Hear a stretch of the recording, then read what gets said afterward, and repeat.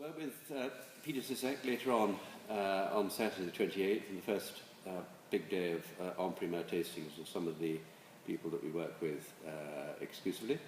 Peter Sisseck, of course, makes diminutive pingus in the Ribera del Duero, and a long-standing friend and colleague. And here we are at Château Rocheyron, which is his relatively new purchase in Saint-Emilion, Grand Cru Saint-Emilion. And his first vintage was the 2010, and 2014 we have just tasted. So, Peter, what do you think is the character of 2014 Rocheyron? What do you see in it? I hope that what I see as a character of the vintage is a very, it really is a very nice, wonderful, soft vintage, and at least it should be. I think that if you try to make, as we try to do here, vinifications where we don't push the stuff, we don't try to direct it into a certain image of what we think the wine should be. This is what you got, and I think it is one of these wonderful vintages that sometimes Bordeaux can produce, where everything just falls into place. They may not be the most powerful, or the most enormous wines or whatever, but they just are so pleasing and really, really wonderful drinking wines. What wine should always be about. And you, of course, cultivate organically. There were challenges in the growing season. Do you want to detail a few of those? Yeah. Of course, I mean, one thing is to be organic, and one thing is to be organic since 2010.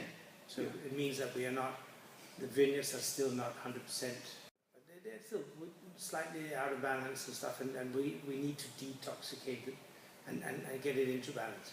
But even apart from that, it was a very rainy season to begin with, and it was very challenging in that sense. So of course, all the things that normally comes with humid weather in Bordeaux, rot and all kinds of fungus diseases was a challenge. What was very interesting, very good to see, was that I don't believe that we had more problems than our neighbors who are conventional. And I think this is very, very reinforcing and very good thing to see. So it did mean that if we had sprayed more with the strong things we can spray with, we would have been doing better. Not that we did bad, but I think this is a very, very interesting thing, and for us, it's a very positive experience. Now, of course, you didn't make, or rather you made, but you decided not to offer, for quality reasons, you did not offer 2013. And so my question about the en primeur campaign in 2013 is an academic one for us, and I think for most in the UK trade it was the worst campaign ever, or in living memory.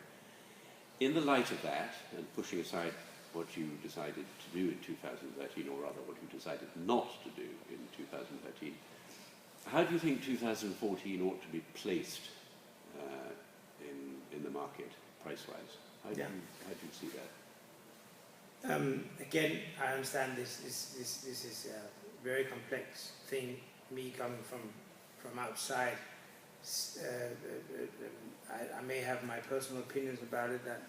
That you know, but there seems to be right now a certain disbalance between the desire for Bordeaux in the world and what people think in Bordeaux about the desire of their wines in the rest of the world. So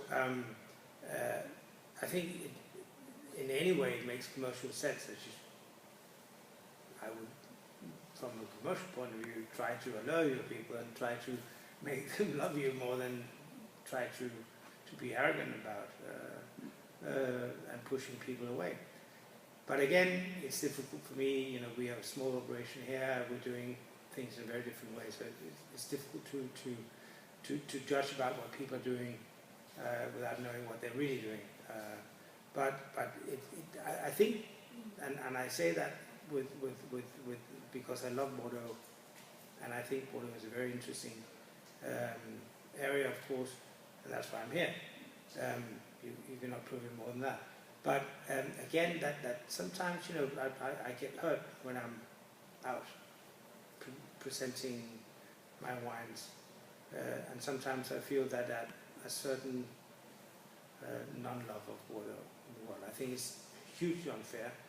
I also think it's hugely unfair when you talk about pricing problems in Bordeaux, because it may be true for a small part of Bordeaux. There's a lot of people in Bordeaux who have very fair prices, and they cannot sell their wines because a small part of Bordeaux is taking advantage of a situation that they think they can, and maybe they cannot.